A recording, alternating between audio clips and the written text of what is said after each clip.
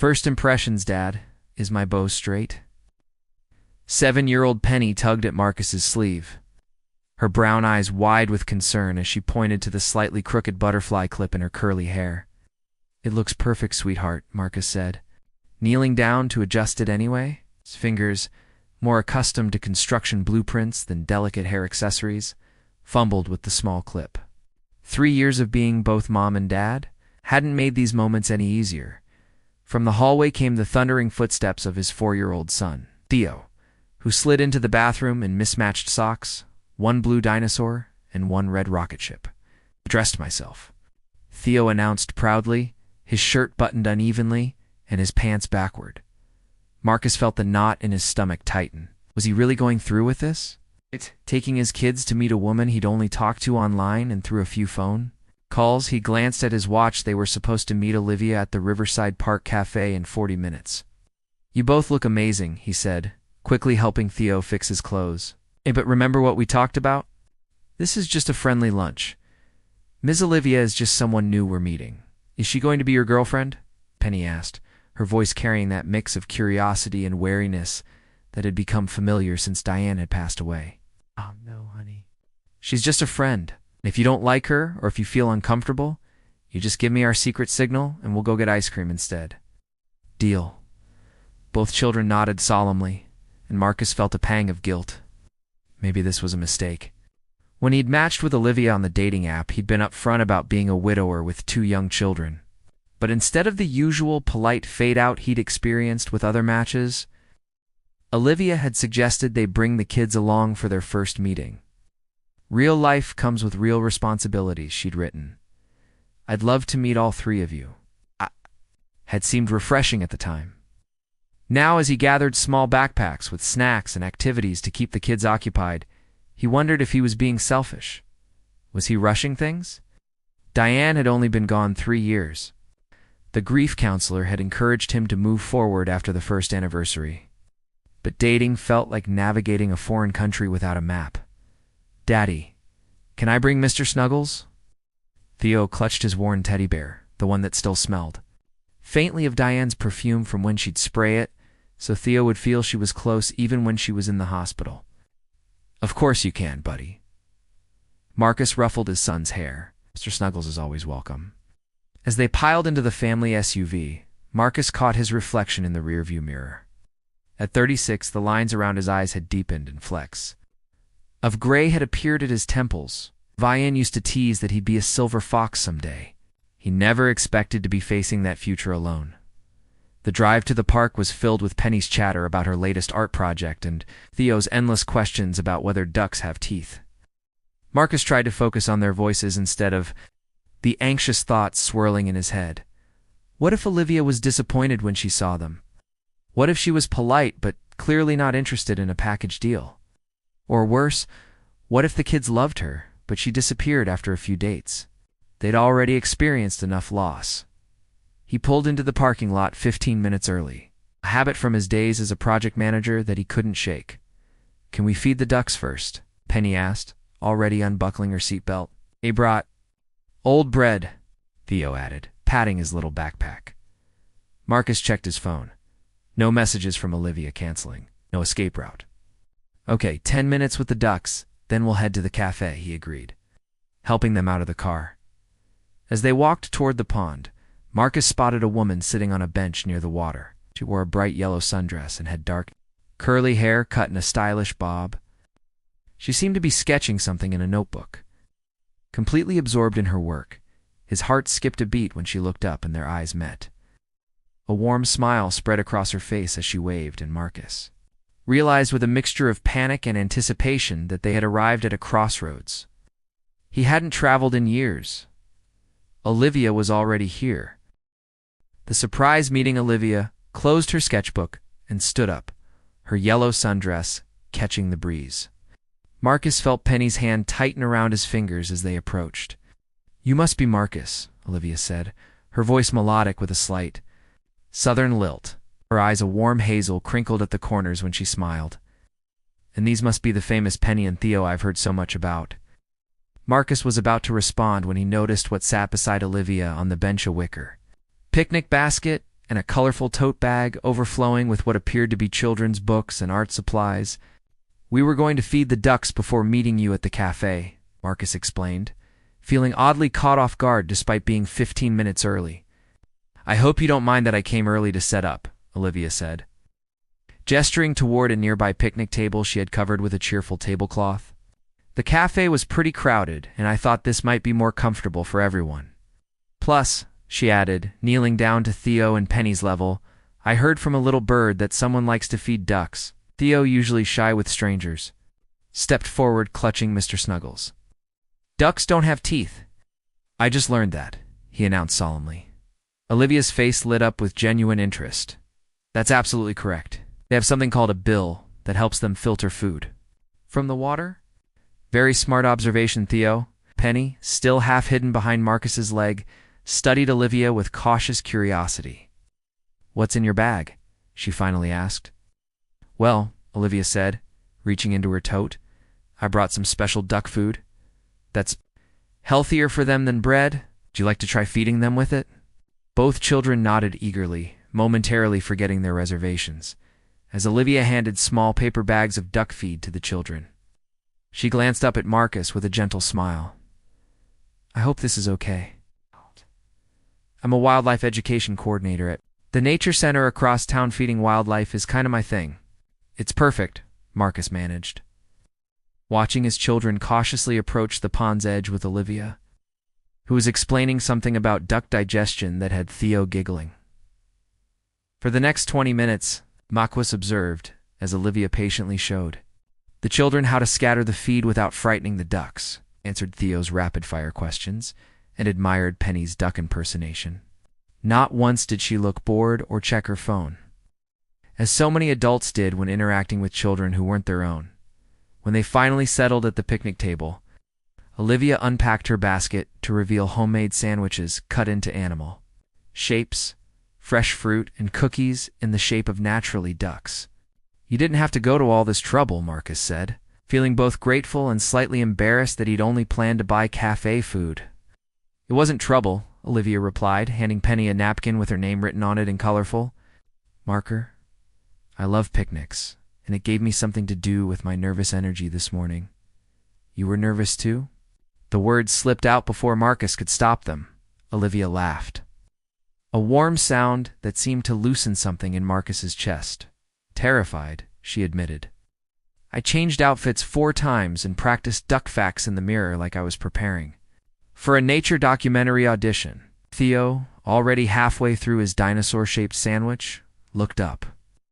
"You're not scary," he declared. "Thank you, Theo. That's the nicest compliment I've received all day." As they ate, conversation flowed more easily than Marcus had dared to hope. Olivia spoke about her work at the Nature Center, her weekend pottery hobby. In the children's book she was illustrating about, unsurprisingly, a family of ducks. She listened with genuine interest as Penny described her latest art project, and didn't miss a beat when Theo spilled his juice all over the tablecloth. "No biggie," she said, quickly containing the spill with extra napkins. "That's why I brought the one with the pattern. Spills are invisible on busy designs." By the time they finished the meal, Penny had moved to sit beside Olivia, showing her how to make origami frogs that really jumped, a skill she'd learned from her art teacher. As Marcus watched his daughter's animated expressions, something he hadn't seen in public settings for months, he felt a strange mixture of hope and fear. Hope that perhaps they had found someone who could understand their complicated little family. Fear that it was too good to be true. "Dad, can Ms. Olivia come see my frog collection at home?" Penny asked suddenly. Marcus nearly choked on his water. "Penny, Ms. Olivia probably has other plans today." "Actually," Olivia said, her eyes meeting Marcus's with a question in them, "I did bring some watercolors. I thought maybe we could paint by the pond for a while if you all don't have to rush off." The afternoon stretched before them, open and unplanned. For once, Marcus decided to let go of his carefully structured schedule. "We'd like that," he said. "We'd like that very much." The setback, the memory garden, was Marcus's idea, but Olivia helped bring it to life. They cleared a small corner of the backyard, and with Penny and Theo's input, planted flowers that Diane had loved, purple cone flowers, black-eyed Susans, and pink roses. A small stone bench provided a place to sit and remember while wind chimes hung from the nearby oak tree. Their gentle music a constant reminder of presence, even in absence. For several weeks, the garden seemed to ease the tension. Sometimes sit there after school, doing homework or reading. Once, Marcus found her showing Olivia the proper way to deadhead the roses, something Diane had taught her. Mom always said taking away the dead parts helps the plant make new flowers. Penny explained seriously. Olivia had nodded, accepting the lesson with genuine appreciation. Your mom was very wise about growing things. The fragile piece shattered, however, on the anniversary of Diane's death. Marcus had always taken the children to the cemetery in the morning, followed by ice cream at Diane's favorite parlor's mall rituals to mark the day with both reverence and joy, as Diane would have wanted this year as they prepared to leave. For the cemetery? Theo asked innocently. Is Olivia coming with us? Before Marcus could answer, Penny exploded. No, she can't come. This is our family day, not hers. Penny Marcus began, but she was already storming off to her room. The cemetery visit was strained. With Penny maintaining a stony silence and Theo confused by the tension, when they returned home, Marcus was surprised to find Olivia's car. In the driveway? What is she doing here? Penny demanded as they pulled in. I don't know, sweetheart. Let's find out. They found Olivia in the kitchen, arranging a platter of cookies and setting out craft supplies on the table. I hope it's okay that I let myself in with the spare key, she said, looking uncertain as she took in their expressions. I thought, you might need some comfort food when you got back. That was thoughtful, Marcus said carefully, aware of Penny's rigid posture beside him. I also brought some materials, Olivia continued, gesturing to the table. I thought maybe we could make memory lanterns to put in the garden. It's something my grandmother taught me, a way to create light from our memories. Theo moved forward curiously, but Penny remained by the door, her face flushed with anger. You don't belong here today, she said, her voice shaking. This is about our real family. Olivia paled visibly. Penny, I didn't mean to intrude. I just wanted to... To what? Take Mom's place? You're not our mom. You'll never be our mom. Penny shouted, tears streaming down her face. Penelope Grace, Marcus said sharply. That's enough. It's true, Penny cried. And now you're yelling at me because of her. Theo began to cry, overwhelmed by the conflict. Copper, who had been lying quietly in the corner, moved to his side. Pressing against the boy's legs protectively, Olivia knelt down to comfort Theo, but Penny stepped between them. Don't touch my brother. Marcus watched helplessly as the situation spiraled. Penny, go. To your room right now, so you're choosing her over us. Penny's accusation hit Marcus like a physical blow. That's not what's happening here, he tried to explain. But Penny was already running upstairs, her bedroom door slamming moments later in the kitchen. Olivia was gathering her things, her movements, quick and jerky. I should go, she said, not meeting Marcus's eyes. This was a mistake. I shouldn't have come today. Olivia, wait. No, Marcus, Penny's right. Today should be about your family, your real family. The pain in her voice was unmistakable. I overstepped. Yeah, we're trying to help, Marcus protested, but I made it worse. Olivia finally looked up, her eyes bright with unshed tears. Maybe this whole thing was too much, too soon. Maybe, she faltered, maybe we need to take a step back. What are you saying? Marcus felt a cold dread spreading through him. I'm saying that I love you and the children too much to cause this kind of pain, Olivia said quietly. Perhaps we should give everyone some space to figure out what they really want. Before Marcus could respond, Theo wrapped his arms around Olivia's legs. Don't go, he pleaded. Penny didn't mean it. Olivia knelt down, gently disengaging from his grip. I think she did mean it, sweetheart, and that's okay. Her feelings are important too. But what about my feelings? Theo asked, his lower lip trembling. I want you to stay, Olivia brushed, a tear from his cheek. Sometimes when families are healing, they need different things at different times. Right now, I think you all need some time without me complicating things. She stood up, called Copper to her side, and walked to the door. Pausing with her hand on the knob, she turned back to Marcus. I'll call you in a few days, when things are calmer. After she left, Marcus sank into a kitchen chair, staring at the abandoned craft supplies and cooling cookies. Theo climbed onto his lap, burying his face against Marcus's chest. "Is Olivia gone forever now?" he asked in a small voice. "I don't know, buddy," Marcus answered honestly. "I hope not."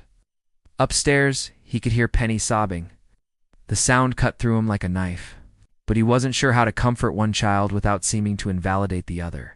For the first time in months, the house felt emptier than it had before Olivia entered their lives that night. After getting Theo to sleep, Marcus knocked gently on Penny's door. When there was no answer, he entered anyway, finding her curled up on her bed, clutching a framed photo of Diane. "Go away," she mumbled. "You hate me now." Marcus sat on the edge of her bed. "Penelope Gray Sullivan, I could never hate you, not ever. But I ruined everything," she whispered. "I made Olivia leave. You were upset. It was a hard day." Oh. Penny's voice was barely audible. Marcus stroked her hair gently. "I don't know. Would you want her to?" Penny was quiet for so long that Marcus thought she might have fallen asleep. Finally, in a voice thick with tears, she admitted, "Sometimes I like having her here. But then I feel bad, like I'm forgetting Mom." "Oh, sweetheart." Marcus gathered her into his arms. "Your mom would never want you to stop being happy just because she's gone." But what if Penny hesitated? What if I start loving Olivia? Would that mean I love Mom less? The question broke Marcus's heart. Love doesn't work that way, Penny. It's not like a pie where if you give a piece to someone new, there's less for everyone else. It's more like a garden. He gestured toward the window, beyond which lay the memory garden they had planted. There's always room to grow more flowers. Childhood wounds, the first signs of trouble, appeared on a rainy Sunday afternoon, nearly 3 months into their relationship. Olivia had suggested they visit the Children's Science Museum, where she occasionally volunteered. The outing had been going perfectly. Penny was fascinated by the butterfly pavilion, and Theo had spent nearly an hour at the bubble station until they encountered the planetarium exhibit. "Look, kids," Olivia said cheerfully, pointing to the sign, announcing a special show about constellations. "This is starting in 15 minutes. Should we check it out?" Theo nodded enthusiastically, but Penny's face suddenly clouded over. She stepped back, shaking her head. "No," she said firmly. "I don't want to." Marcus, familiar with the building tension in his daughter's stance, quickly intervened. "That's okay, Penny. We can find something else to do while Theo and Olivia watch." "The show, I want all of us to go together," Theo protested, lower lip trembling. Penny's expression hardened further. Ow. "I'm not going in there. Mom took me to see the stars, not her," she said, jerking her chin toward Olivia. The words landed like physical blows. Olivia's smile faltered for just a moment before she composed herself. "Penny, that's not a nice way to speak," Marcus began, but Olivia touched his arm gently. "It's okay," she said softly. "Penny, I understand this was something special you did with your mom. We can absolutely find another activity." But Penny was already backing away, tears welling in her eyes. "You don't understand anything?" Trying to make us forget her. Before anyone could respond, Penny turned and ran toward the museum exit. Marcus caught up with her just before she reached the doors, kneeling down to her level as she sobbed against his shoulder. "Sweetie, Olivia isn't trying to replace Mom," he said, his heart breaking at the pain in his daughter's eyes. "Is she always here? Why does she do all the things Mom used to do?" Marcus looked up to see Olivia standing a short distance away, holding Theo's hand. The hurt in her eyes was evident, but she gave Marcus a small nod and led Theo to a nearby exhibit, giving them space. "Penny, listen to me," Marcus said gently. "No one could ever replace your mom. She'll always be your mother, and we'll always love her and remember her. Olivia knows that. But what if you forget? What if I forget?" Penny's voice cracked. "Sometimes I can't remember what Mom's voice sounded like anymore." The admission stunned Marcus. He pulled Penny closer, fighting back his own tears. "Oh, sweetheart. Having Olivia in our lives doesn't mean we're forgetting. Mom, it just means our hearts are big enough to care about someone new too." Penny hiccuped against his shoulder. "I found Mom's old perfume bottle yesterday. I couldn't remember if it smelled like her or not." Marcus felt his chest tighten. I know it's scary when memories start to feel farther away, but you know what? We can talk about Mom whenever you want. We can look at pictures and videos. We can tell Olivia all about her. But what if Olivia doesn't want to hear about Mom? What if she gets mad? Why don't we ask her? Marcus suggested gently. After a few more minutes of quiet reassurance, Penny agreed to rejoin Theo and Olivia, though she kept a protective distance between herself and Olivia for the remainder of the museum visit. That evening, after the children were asleep, Marcus and Olivia sat on his back porch, mugs of tea growing cold between them as he recounted Penny's fears. She's afraid of forgetting Diane, he concluded, and I think she's afraid that loving you somehow dishonors her mother's memory. Olivia was quiet for a long moment, watching the rain drip from the porch roof. When I was 9, she finally said, my father remarried after my mother left us. I hated my stepmother for years, not because she was unkind, but because I thought accepting her meant I was betraying my real mom. Marcus turned to her, surprised. In all their conversations, Olivia had rarely mentioned her childhood. What happened? My stepmother was patient. More patient than I deserved, probably. Olivia smiled faintly. She never pushed, but she never retreated either. One day I found a box in her closet while looking for something else. It was full of newspaper clippings, school programs, even some of my artwork all from before she'd married my dad. She'd been keeping a record of your childhood?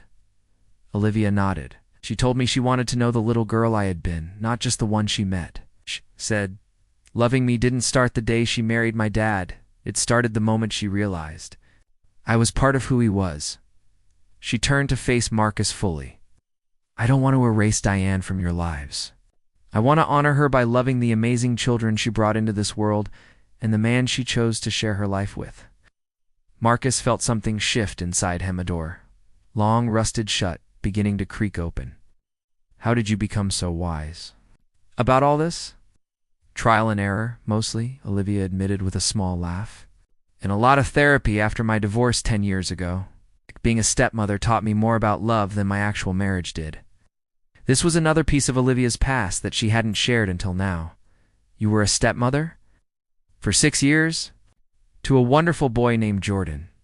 He's in college now. Her voice grew softer. The hardest part of the divorce was losing daily contact with him. His father got full custody since I had no legal rights. I'm so sorry, Olivia. She shook her head.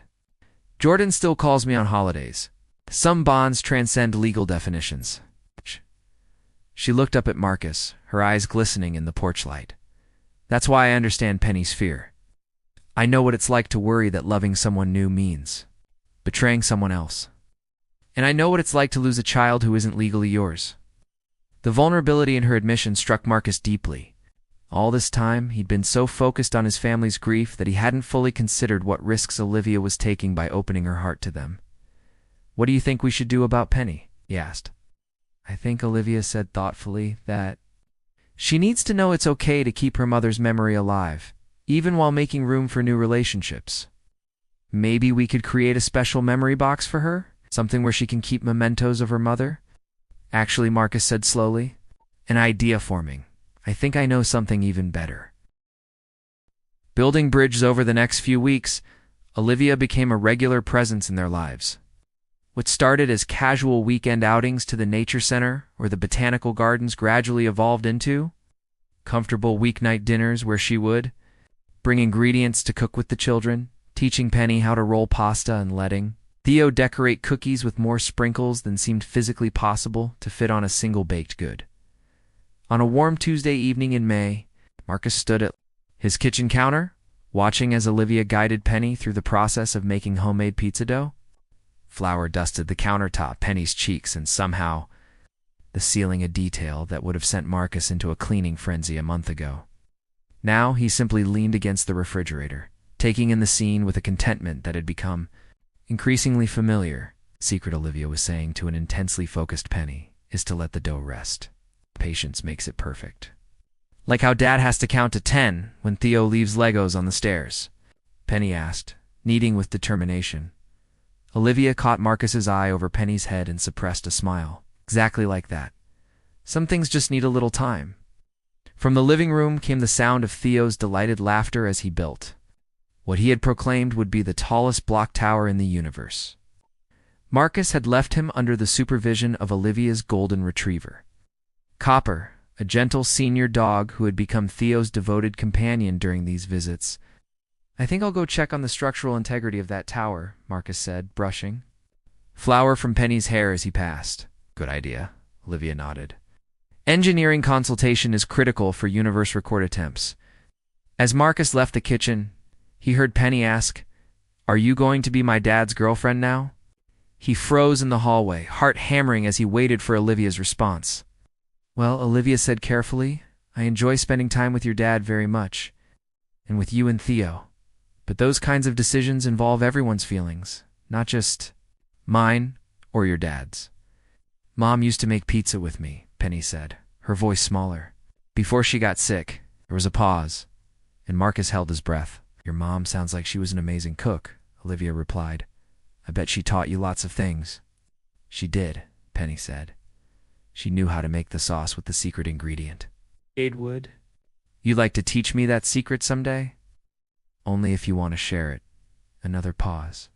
"Maybe I'd have to think about it." "That's completely fair," Olivia said. "Some secrets are special because we only share them with certain people. You take all the time you need." Marcus leaned against the wall, eyes closed. Every time he thought Olivia couldn't possibly handle their complicated family dynamics with more grace, she proved him wrong. In the living room, he found Theo standing proudly beside a precarious tower of blocks that nearly reached his shoulder, with Copper lying dutifully beside it, tail thumping against the carpet. "Dad, look, it's almost to the moon," Theo exclaimed. "That's incredible, buddy," Marcus said, crouching down to inspect the engineering marvel. "Did you do this all by yourself?" "Copper helped," Theo said seriously. "He's the construction supervisor." The dog woofed softly in apparent agreement. "Does Copper come to all of Ms. Olivia's playdates?" Theo asked, carefully placing another block on the tower. Marcus considered the word playdate, such an innocent term for whatever this evolving relationship was becoming. "I'm not sure, bud. Why do you ask?" Because Theo said, his small face suddenly serious. "If you marry Ms. Olivia, then Copper would live here too, right?" Marcus nearly toppled the tower himself. "Whoa, that's jumping ahead quite a bit, don't you think?" Theo shrugged. "Joey at preschool's dad married his new mom after 5 playdates. We've had 7 with Ms. Olivia," I counted, before Marcus could formulate a response to this preschool mathematics. Olivia appeared in the doorway, wiping her hands on a kitchen towel. "Pizza architects. The foundation is ready for creative construction. Who's ready to add toppings?" Theo bolted toward the kitchen, all thoughts of marriage statistics apparently forgotten. Copper followed at a more dignified pace, leaving Marcus alone with the tower of blocks and the realization that his children were becoming attached to Olivia, perhaps as quickly as he was. That night, after the children were in bed and Olivia had gone home with a promise to take everyone hiking that weekend, Marcus sat on his back porch staring at the stars. His phone buzzed with a text message. "Olivia had a wonderful time tonight. Penny suggested I learn her mother's pizza sauce recipe someday. I hope that's okay. I never want to overstep." Marcus stared at the message, feeling the weight of what it represented. Diane had been gone for 3 years, but her absence still shaped every aspect of their lives. The fact that Penny had even considered sharing something so precious was momentous. He typed back, "It's more than okay. It's the highest compliment she could give. Thank you for understanding what that means." A moment later, "I'll never try to replace her memory, Marcus. I just hope to add some new happy ones alongside the treasured ones you all carry." Looking up at the night sky, Marcus felt something he hadn't experienced in years, the sensation of his heart expanding rather than contracting, possibility rather than loss.